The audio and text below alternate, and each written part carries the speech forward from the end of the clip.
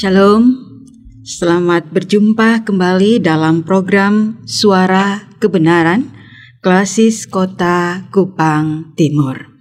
Kita akan mengawali hari ini dengan firman dari Matius 9 ayat 14 sampai dengan 17. Untuk itu mari kita berdoa. Ya Allah Bapa di dalam Tuhan Yesus Kristus, firman dan kebenaran itu, kami hendak menjalani anugerah kehidupan yang Engkau beri bagi kami, dan kami mohon Tuhan menuntun kami dalam firman dan kebenaran-Mu, agar setiap langkah hidup kami selalu berpedoman pada kehendak-Mu ya Bapa. Ke dalam tangan pengasihan-Mu, kami memohon pertolongan dan penyertaan-Mu. Amin. Beginilah firman Tuhan dari Matius 9 ayat 14 sampai 17. Hal berpuasa. Kemudian datanglah murid-murid Yohanes kepada Yesus dan berkata, "Mengapa kami dan orang Farisi berpuasa, tetapi murid-murid-Mu tidak?" Jawab Yesus kepada mereka, "Dapatkah sahabat-sahabat mempelai laki-laki berduka cita selama mempelai itu bersama mereka? Tetapi waktunya akan datang, mempelai itu diambil dari mereka, dan pada waktu itulah mereka akan berpuasa. Tidak seorang pun menambal secari kain yang belum susut pada baju yang tua. Karena jika demikian, kain penambal itu akan mencabik baju itu, lalu makin besarlah koyaknya. Begitu pula anggur yang baru, tidak diisikan ke dalam kantong kulit yang tua. Karena jika demikian, kantong itu akan koyak, sehingga anggur itu terbuang dan kantong itu pun hancur. Tetapi anggur yang baru disimpan orang dalam kantong yang baru pula, dan dengan demikian terpeliharalah kedua-duanya." Demikian firman Tuhan. Tema bagi kita adalah murid yang spesial. Papa, Mama, serta saudara yang kekasih dalam Tuhan kita Yesus Kristus, ternyata bahwa ada yang mengganjal dalam pembacaan firman Tuhan ini. Mengapa kami dan orang-orang Farisi berpuasa, tetapi murid-murid-Mu tidak? Sepertinya mereka begitu spesial, sehingga tidak berpuasa. Atau adakah yang spesial dari puasa itu? Spesial artinya khusus, istimewa, atau lebih dari biasa. Saudara, adakah sesuatu yang spesial ketika kita memulai hari ini? Atau adakah seseorang yang spesial bagi kita? Entah itu orang tua kita, saudara kita, anak-anak kita, teman kita, atau kekasih hati kita, dan sebagainya. Kita tahu bahwa di dunia ini banyak hal yang bisa menjadi spesial. Misalnya binatang peliharaan yang spesial, makanan yang spesial, minuman yang spesial, kamar atau tempat yang spesial, dan sebagainya. Mengapa menjadi spesial? Karena mempunyai tempat yang spesial di hati kita.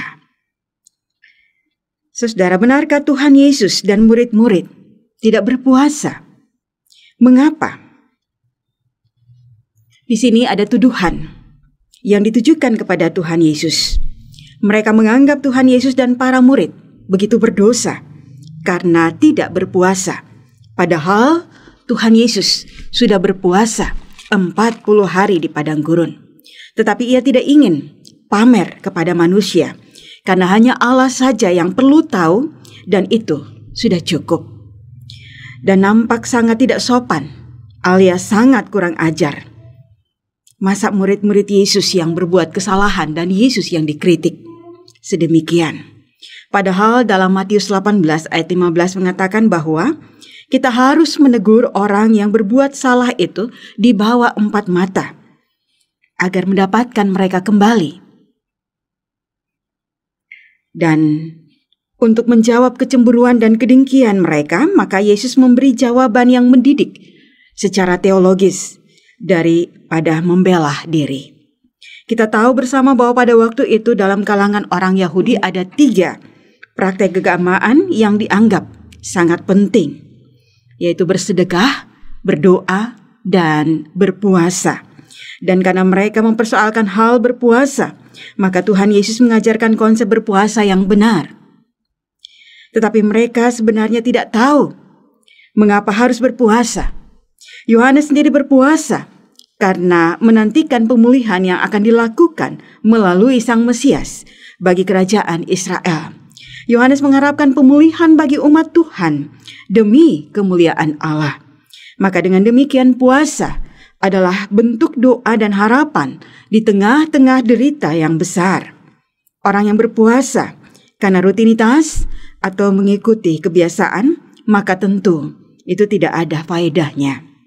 Jika seseorang berada dalam derita, bagaimana mungkin mereka bersenang-senang dan makan minum? Sebaliknya, jika hati seseorang merasa penuh dengan sukacita, bagaimana mungkin mereka murung dan tidak makan dan minum? Murid-murid Yohanes berpuasa karena mereka berduka cita atas keadaan Israel. Mereka juga berpuasa karena merindukan Sang Mesias yang akan Tuhan kirimkan untuk mengubah duka cita mereka menjadi sukacita. Dan agar mereka dapat mengerti, maka Tuhan Yesus menggambarkan kedatangannya sebagai sebuah pesta pernikahan yang dirayakan oleh sang pengantin bersama dengan sahabat-sahabatnya. Siapakah di antara sahabat-sahabat pengantin yang berduka cita di dalam pesta itu? Pasti tidak ada. Pernikahan itu akan menjadi suatu kesempatan yang bersuka cita bagi mereka semua. Kita tahu bahwa dalam sebuah pesta, kedua mempelai harus membuka pintu rumahnya untuk para tamu. Suasana sukacita itu pasti terlihat dalam pesta itu, di mana semua orang menikmati hidangan yang disajikan. Tidak ada orang yang menghadiri pesta dengan sedih dan tidak menyantap hidangan yang telah disiapkan. Yang spesial ada bersama mereka tentu sukacita yang dirasakan dan bukan kesedihan. Kesedihan terjadi bila mempelai diambil dari mereka, maka mereka akan berpuasa. Yesus melanjutkan dengan kiasan, tidak seorang pun menambal secari kain yang belum susut pada baju yang tua. Karena jika demikian, kain penambal itu akan mencabik baju itu, lalu makin besarlah koyaknya. Begitu pula anggur yang baru tidak diisi ke dalam kantong kulit yang tua, karena jika demikian kantong itu akan koyak, sehingga anggur itu terbuang dan kantong itu pun hancur. Tetapi anggur yang baru disimpan orang dalam kantong yang baru pula, dan dengan demikian terpelihara kedua-duanya. Jadi yang spesial untuk yang spesial. Tuhan Yesus tidak ingin mereka hanya sekedar mengikuti tradisi puasa yang ada. Sebab bila hanya mengikuti tradisi tanpa mengetahui tujuan atau gunanya, maka itu percuma.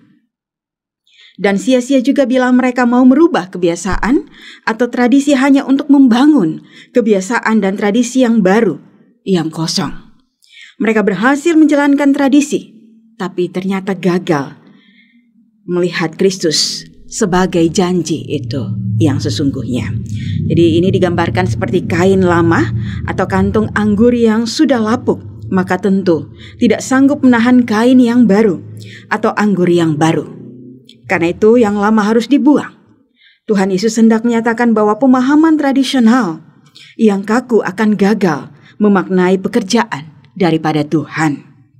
Seharusnya mereka dapat berkaca dari Yohanes Pembaptis yang adalah pendobrak yang luar biasa. Dia membangun komunitasnya di padang gurun. Dia keturunan imam yang sangat tidak bersifat imam pada umumnya.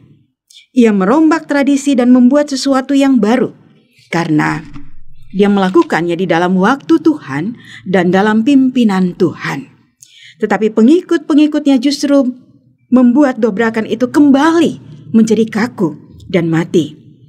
Mereka sama kaku dengan orang-orang Farisi dan gagal memahami kehadiran dan apa yang dilakukan oleh Yesus. Sebab jika murid-murid Yohanes tekun berpuasa di dalam pengertian yang benar, maka tentu pada saat Yohanes Pembaptis memperkenalkan Tuhan Yesus, puasa mereka seharusnya berhenti. dan diganti dengan sukacita. Karena mereka tidak perlu menanti-nanti lagi. Sebab Kristus sudah datang. Sekarang waktunya bersyukur kepada Allah yang sudah menjawab doa mereka. Namun ternyata mereka tidak mengerti hal itu. Dan justru melihat kehadiran Yesus sebagai saingan berat. Padahal Yohanes sendiri tidak pernah menganggap Yesus sebagai saingan.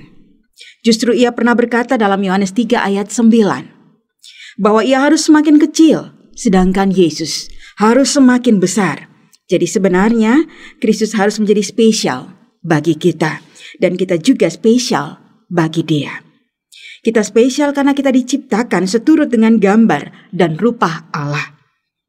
Kita spesial karena kita diberi kuasa untuk menjaga dan memelihara segala ciptaan di bumi. Kita spesial karena diberi hak sebagai anak-anak Allah dan ahli warisnya. Kita spesial karena dipandang sebagai biji mata Allah, serta berbagai istilah lainnya yang menunjukkan bahwa sebenarnya kita begitu spesial bagi Allah. Yang pasti kita sungguh-sungguh spesial sehingga Tuhan di dalam Yesus Kristus rela menderita dan menebus kita dari segala dosa kita. Dan sebagai ciptaan yang sudah ditebus atau diselamatkan, maka seharusnya kita bisa menunjukkan identitas kita sebagai anak-anak Allah, yaitu hidup dalam kesucian dan tidak lagi menyakiti hati Allah. Apakah kita sudah menunjukkan hidup sebagai umat yang spesial bagi Tuhan?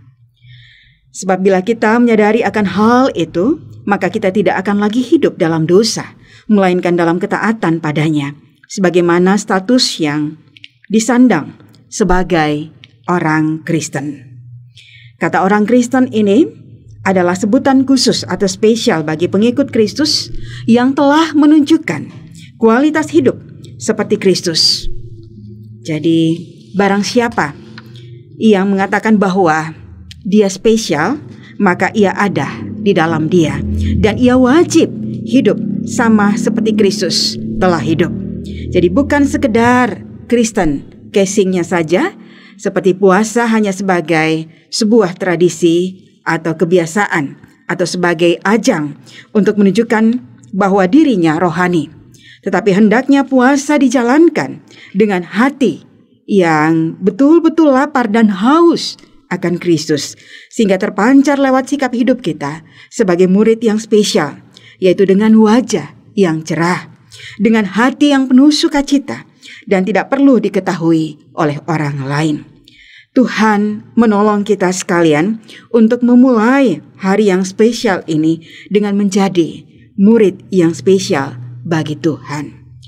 Tuhan memberkati kita semua, dan biarlah kita mengawali akan hari ini dalam tuntunan Roh Tuhan.